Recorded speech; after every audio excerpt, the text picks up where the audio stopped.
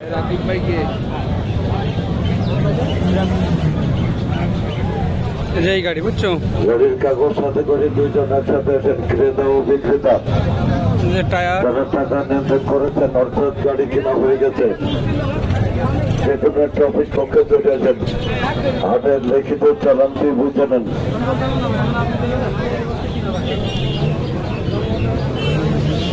একটু দিন তো চাবিটা।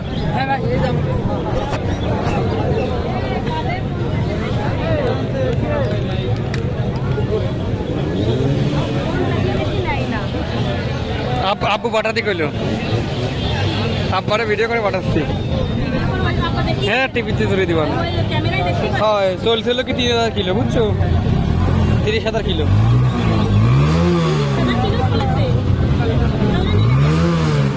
তা 30,000 কিলো চালালেই তো চলে, তো চলবি না এতে গাড়ি যাইবে। এটার তলে গলি ভাই দাগ আছে বুঝছেন, ওই জন্য ওরকমের ঠিক পাইছেন, তলের দাগ আছে। এই যে তোমার মাই এইছে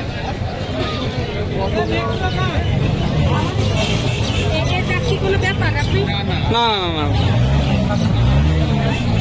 আরে ভালো হচ্ছে, ইঞ্জিন কন্ডিশন সব কিছু ভালো আছে।